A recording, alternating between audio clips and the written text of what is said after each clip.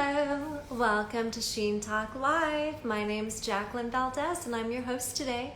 I am super excited. Today has been a great afternoon. So we just had O'Neill Parker giving some great advice on real estate. That was super awesome. And now we have Miss Black USA 2020. I'm so excited. Yay! So think of stuff that you guys want to ask, but we have Miss Chandra. I'm super excited. Don't forget to follow me on Instagram, Elegant Jacqueline, and of course, Sheen Magazine, we love. How are you guys this afternoon? Hello. I'm super excited for today's guest. We are going to be talking about pageants and her wonderful platform, Start Strong, so I'm super excited about that. Miss Black USA. Hi guys. Hello, hello. How are we doing? My name is Jacqueline Valdez. Hi guys. No rapping. Hi. Where is everyone from? I love all the love we are getting. I'm so excited. We are so ready for Miss Black USA. Today has been a great day of Sheen Talk Live. Once again, my name is Jacqueline Valdez. Follow me on Instagram, Elegant Jacqueline. I'm excited for today's show. It's gonna be a lot of fun. I love our interviews. They're going so well. How is everybody today? It's gorgeous right now. I love that you guys are popping in, and I love that you guys are ready and excited for this interview. Yay! So as soon as she comes in, we'll go ahead and get started. Yes, I love all the Miss USA little stickies, emojis. Throw them out there. So much fun. But as soon as she pops on, then we'll go ahead and get ready and get started with this interview, this conversation. Super excited. So we are going to be talking about, she's also a director of theater, and I love her motto, which is just watch me, right? So I like that. So I have been with Sheen, oh my goodness gracious, I have been with Sheen for quite a few years now. I also write for Sheen and do interviews with Sheen Talk Live, and we have Miss Black USA. All right, guys, connecting. I love it. Welcome, welcome. Thanks, guys, for tuning in. Hello, hello. Hey, friend. Hey, beautiful. How are you? Hi, everybody. Yes, yes, yes. Everyone's so excited that you're here today. I'm so excited to be with you guys. I've been looking forward to this all week. Aww. I'm telling you, any excuse to be able to take off my mask and put on some lipstick, Yes. It's a good day. Yes, and you look gorgeous with your crown. I love it. So welcome to Sheen Talk Live, and my name is Jacqueline Valdez. I'm so excited to have Miss Black USA 2020 here, Miss Chandra Branched.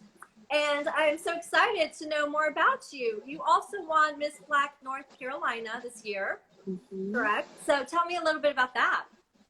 Oh my goodness. So Mrs. Black North Carolina it was a phenomenal experience for me because it came to my life at a time when I thought my pageant journey was done. Oh, wow. I had done some pageants in college. The first one that I did was the Miss Black and Gold pageant on my university campus at Tennessee State University. Nice. And I did that just so I could get the book money. Wow. But what happened was I fell in love with the process when I was getting ready for the pageant. And after I won, there was a rush of excitement. And then also serving as that organization's queen gave me a taste of what the pageantry world was really all about. Okay. And so when I graduated and started working and, real life took over, I kind of figured, well, that's it for that. And to find out that there was a pageant system that allowed married women to compete, I jumped at the chance. I talked to a couple of friends who had been involved with the circuit, and they said, oh my God, you would be an amazing fit. And so I entered and I won. Yay! And that launched me into this second act of my pageant journey. Yes. So tell me about your journey now, where you just won your recent one, your big one. The big one. The big one. When I was crowned Mrs. Black North Carolina, I reigned and I got all excited about going and competing at the next level. Yes. And then I discovered that I was pregnant. Okay. Oh. And so I said, well, that puts the brakes on it for real. I really felt like, okay, well, I guess that's that. Right. And I stepped away from that with this kind of sadness, just kind of feeling like I wasn't done. I wasn't finished. Yeah. But another young lady went in my place. She competed really well, represented the state beautifully. Okay. And the next year rolled around and I was watching sort of on Instagram, kind of following along and rooting on the next young woman. And I got a phone call from the state director that said, how fast can you get ready? And I just kind of went, wait, what do you mean? He said, I said exactly what I mean. How fast can you get ready? The pageant was about 3 weeks out and the young woman who was slated to appear could not go. Wow. And I was, my baby at that point was 10 months old. So my baby wasn't even a year old yet. And I was excited because yet again, a door that previously would have prohibited me from competing in a pageant was kicked open again. So not only did this pageant support the fact that I was married, but they also supported the fact that I'm a mom. Yes. And a new mom at that. Yes, and so I love that. I had to eat my Wheaties and read my newspapers and do a couple extra crunches before bed every night and run out and make sure that my wardrobe was pulled together because I had a new mom body to dress. I couldn't just pull stuff out of the closet. Right. But it was a tremendous exercise in sheer willpower. Yes, it sounds and like amazing. I got it done, and my intent is always to win, but I really felt like it's more important for me to feel good as I'm competing. Yes, I love that. Here's the result. I know, I love that. Congrats. That's awesome. So how do you prepare when you're getting ready for pageants? Mentally and physically and spiritually? And you said a big thing there. It really is all of those things rolled into one. Mentally, when you're competing, you really have to take a look at the pageant circuit that you're working with. And I'm so blessed that the Miss Black USA organization came into my life because they align so closely with all the other things that I'm doing in my life. Wow. They really uphold Black womanhood. And that's not to negate any other race or ethnicity, but it creates a space that's designed especially for me. Yes.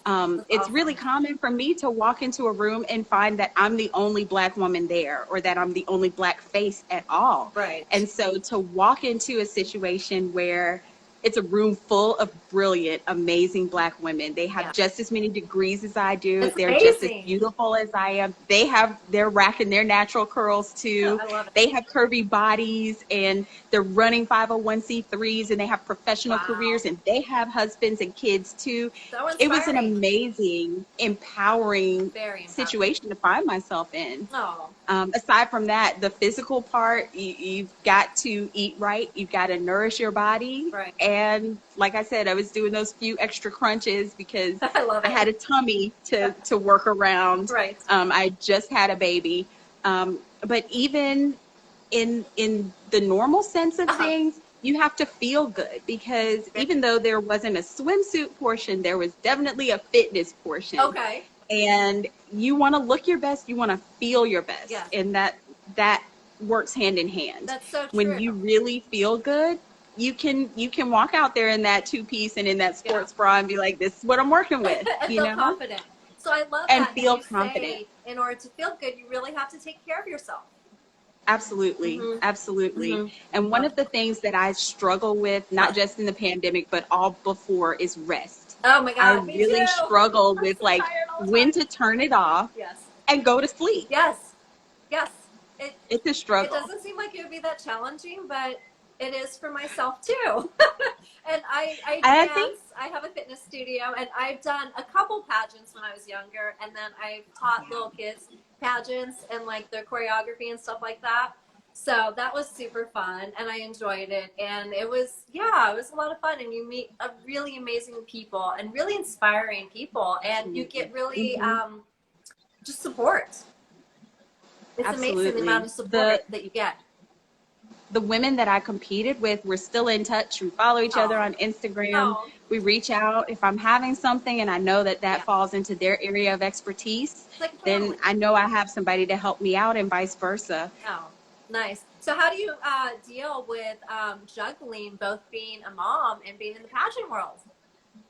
Juggling is such a great way to put it, because it absolutely feels like a circus act on some days. Yeah. Today was one of those days. I worked all day and I had meetings after school, and then I had meetings for things in my personal life. And then I had to, call my mom and make sure that, somebody was going to be there after daycare, because my husband also has obligations.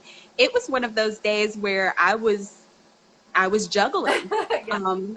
And there's never really a sense of balance, but I think that what's important is that if you're going to drop balls, just make sure they're not the glass balls. Make sure it's the rubber ones that are going to bounce, and you'll get another shot at it. I love that analogy. And for me, the glass balls are my marriage. The glass balls are my daughter. The glass balls are my professional pursuits. Some of the other things, I might have to let those bounce and catch them the second time around. I love that. But I also think it's important that you're not letting the same ball bounce over and over and over again. Yes, good point. Yes, and Sheen has so much love for you, so I'm so happy that you're here with us for this interview.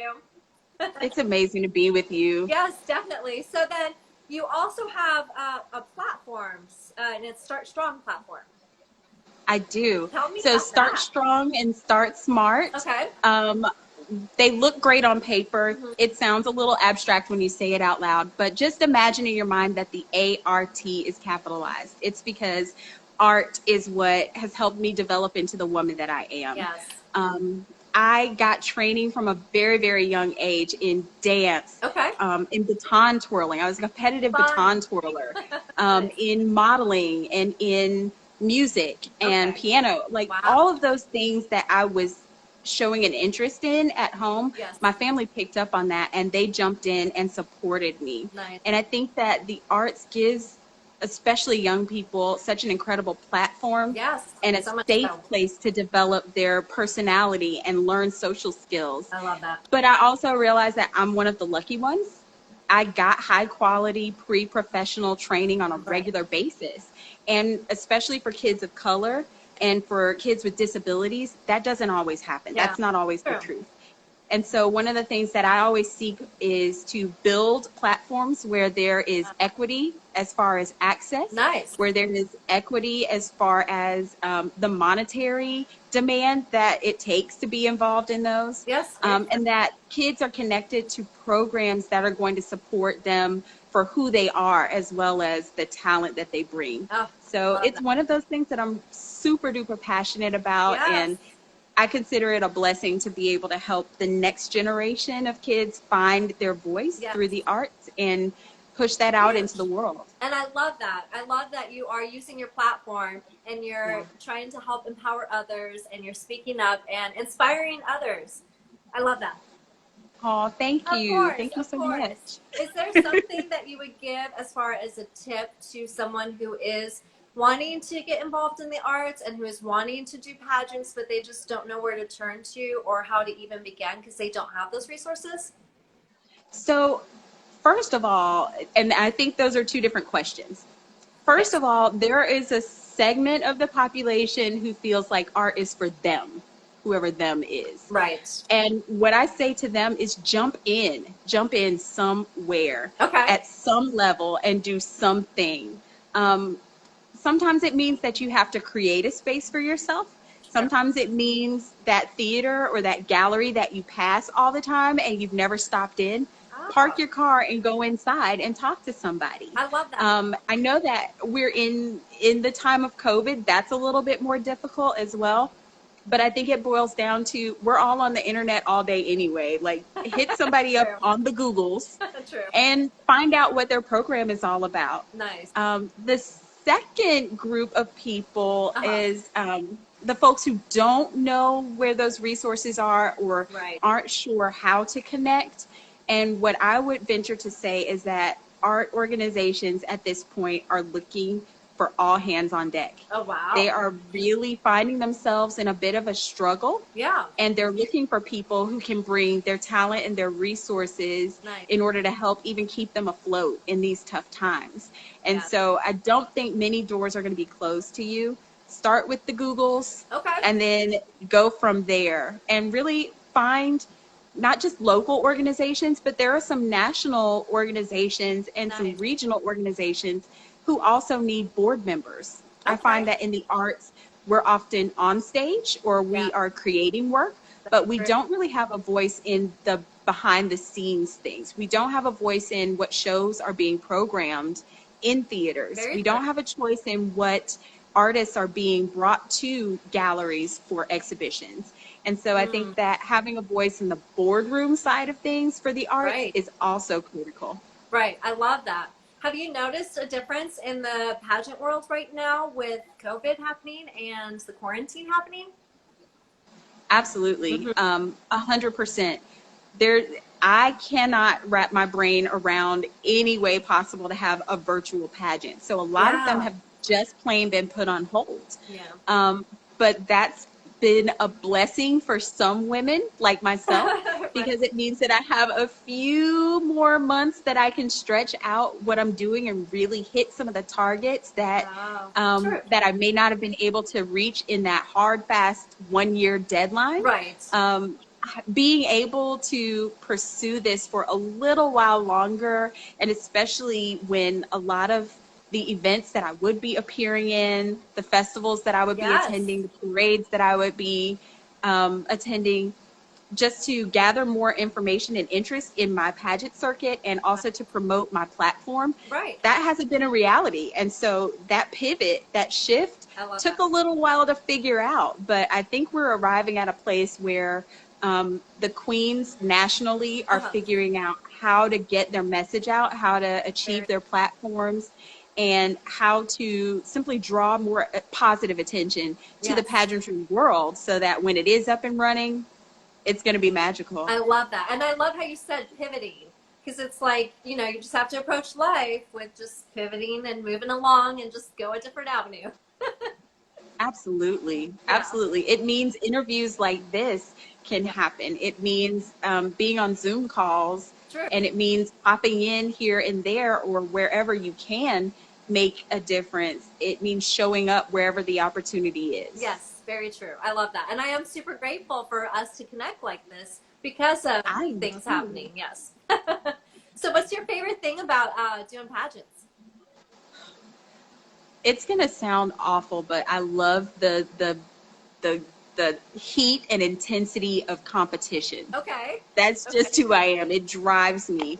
And like I said, it's not anything personal, or I don't walk into these things to tear anybody else down or hope that anyone else doesn't do well.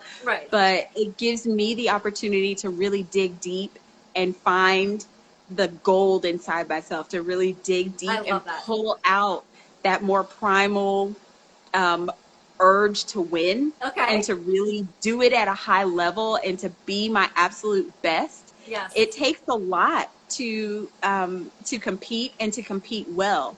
And when I have to dig in and prepare myself for that, I feel like that's when I'm really clicking on all cylinders and I'm at my best. Nice. And I love how you said to compete and to compete well, because that's important. Definitely. You don't want to go into something and just compete just to compete.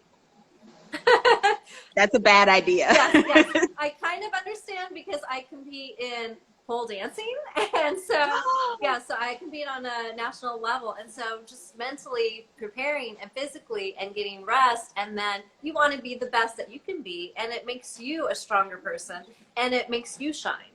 Definitely. So I'm terribly interested in pole dancing. Like, it's one of those things that I've seen clips on YouTube and I'm like, it's not what people think of in the front of their mind.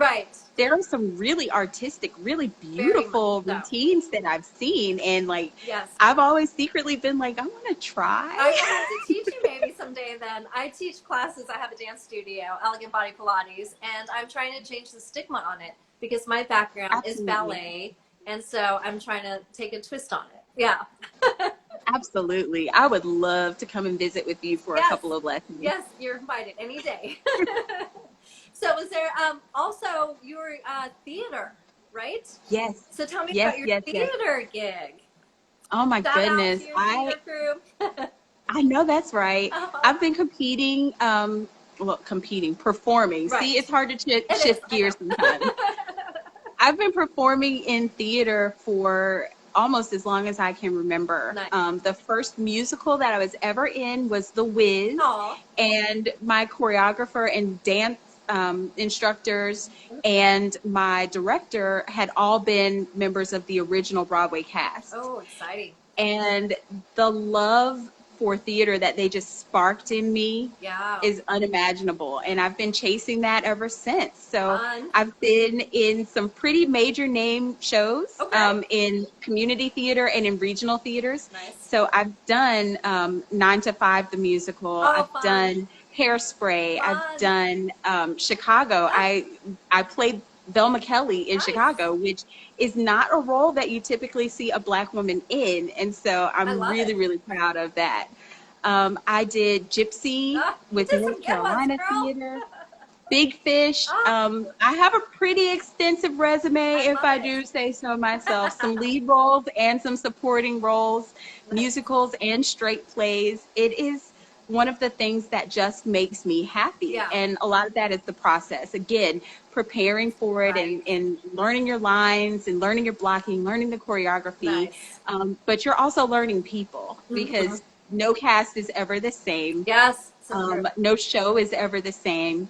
And when you are in the room with that cast and a new audience, yes, we call it a liminal space. It's a space where anything is possible, and hearts and minds can actually be changed through theater. Yes. And so I just count it a joy and a blessing that I'm able to continue to be in shows. Nice, nice. That's so much fun. So do you have any shows that are going to be coming up, or did those shows get put on hold with everything? So that's interesting because the answer to both is yes. In one sense, I was cast in a show that was supposed to take place in July. Okay. And at the start of everything, we were like, oh, well, shoot, by July, we'll be up and running and everything will be fine. No problem. Not the case. And so that show, Pearly, which is based on an original script by Ossie Davis. Okay. It was postponed, and they didn't even know what timestamp to put on it. It just was kicked out into the future. Right. There was another show that I had been cast for called Crowns. Okay. And that's the other Velma that I've played. Oh, wow. I was cast in that show, and they just were like, I don't even know where we're going to fit it. It's just canceled. Oh. But on the flip side of that, people started writing while they were in quarantine. Yes. And a lot of festivals shifted their formats to online festivals. And so they were through Zoom and through StreamYard and through Twitch. And I picked up 3 other roles that were written especially for Zoom, that were written for online formats. Wow. And some staged readings. And so there was a shift in opportunities.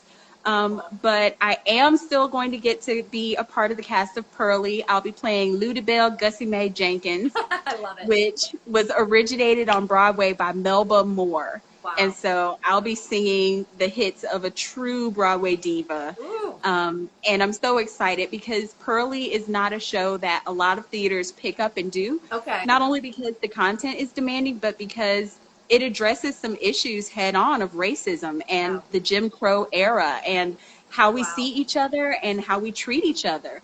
And so I'm very thankful that Pure Life Theater here in Raleigh, North Carolina has picked that show up and they are going forward with it. And I'm going to get to be Ludabelle on stage. We're going to have to watch out for you. Watch you. Tune in. Please, please, please do. Yes, yes, definitely. So what is it that you want to be remembered by? Oh my goodness, that's such a tough question. You hit me right between the eyes with that one. Sorry. I want to be remembered, right? I think I would want to be remembered for being fearless. Okay. One of my personal mottos is just watch me. I love that. Don't tell me I can't do something. I love Just that. watch me. And so I think that being fearless will open so many doors to so many things that as a woman you feel the urge to do, and people will tell you no, or you should wait, or don't do it that way. I think that being fearless gives you access to the world in a totally different way. And that's the prayer that I prayed over my unborn daughter, Carly. And goodness gracious, did it work. I know prayer works, because she's a trip. I mean, she is fearless and running amazing. and jumping off stuff and just kind of throwing herself wholeheartedly into everything she does. And I love that about her. And even though as her mommy, I want her to be careful, and I want her to wait. I want her to be safe, but at the same time, I never ever want to steal that spirit of course I can do that from her. And I love that, because it is so hard to it's easy to let the world put fear into you. And absolutely. I love your motto. I'm going to say that too. I'm going to be like, just watch me. And I have to say it out loud to myself, even on some days when I don't mean it, or when it's hard. I really have to lock in and say, all right, here we go. I love that. Is there anything special that you're doing to keep yourself centered during this quarantine time? You know, the word self-care has sort of been overblown, but in all honesty, some days mommy just needs to lock herself in the bathroom and cry in the shower. Right. And some days mommy needs to eat that ice cream. I'm gonna right? Just feel the emotions. And I think that there is such power in allowing ourselves to feel the overwhelm. And not be overwhelmed by the overwhelm. I think that we've been trained in a way not to acknowledge that, or to see it as weakness. But what I'm learning, the longer we are locked in and the longer things are not normal, what I'm learning is that it's so hard to put it into words, but what I'm finding is that we need to acknowledge the fact that this is too much. That doesn't feel good. I don't like this. We need to be able to acknowledge that and still move forward from that place. Yes, I love that. Accept, acknowledge, and move on. Yeah. Very it's true. Necessary. Very and true. And cry when you need to cry. I'm one of those. I don't love crying. I'm an ugly crier to begin with. But my face is hot and there's snot everywhere. It's just, I've never been one who's just been a crier, but there have been some days. You just have some days, and I've had to let myself be okay with that, and and to feel like I'm still a strong woman. I cried yesterday. And that's all right. Nice. And I'm still strong. I'm still smart. I'm still fine on this other end. Exactly. It will pass. There's so much love for you. People are saying how inspiring you are, how strong you are. Oh, wow. Congrats on the baby. Guys. Congrats on your win. You also are a huge advocate for historically black colleges and universities, too. Absolutely. Tennessee State University is where I was educated. And I am grateful for it. That almost wasn't the case, but thank God for a mom who had good sense.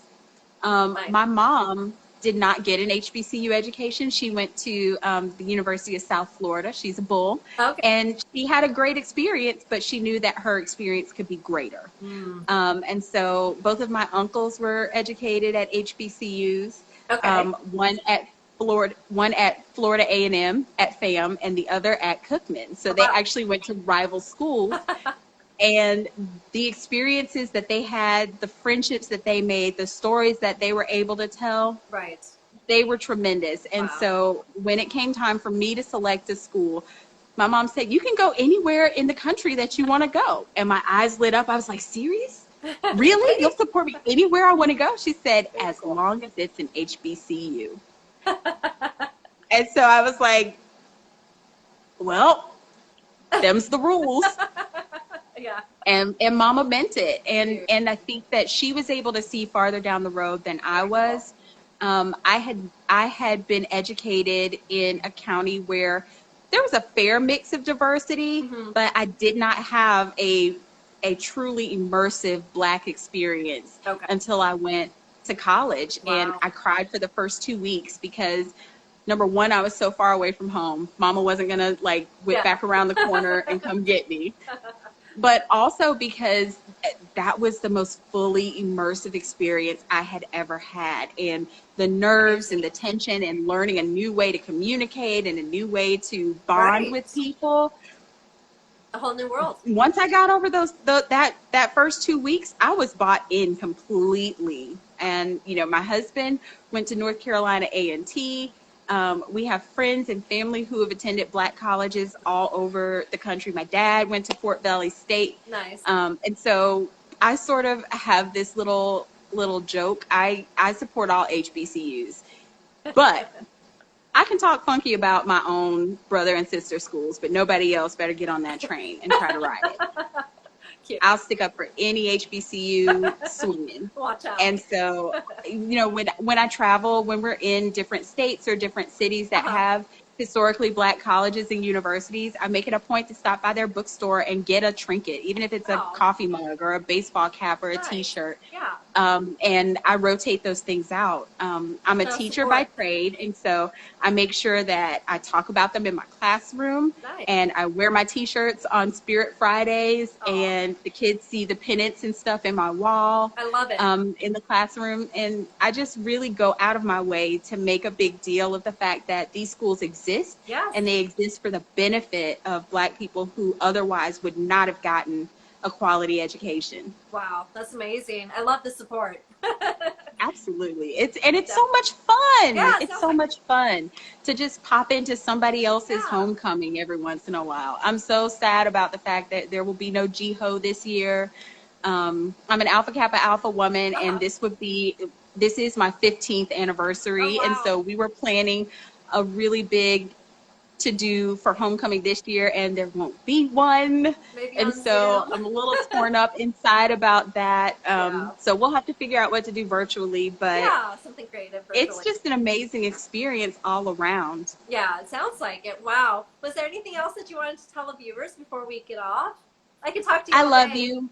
I love you. I mean, there are so many people who are isolated and aren't hearing voices of positivity, who aren't reaching out to people. And so, you know, this is me reaching out to you and to tell you it's going to be all right. We're going to be okay.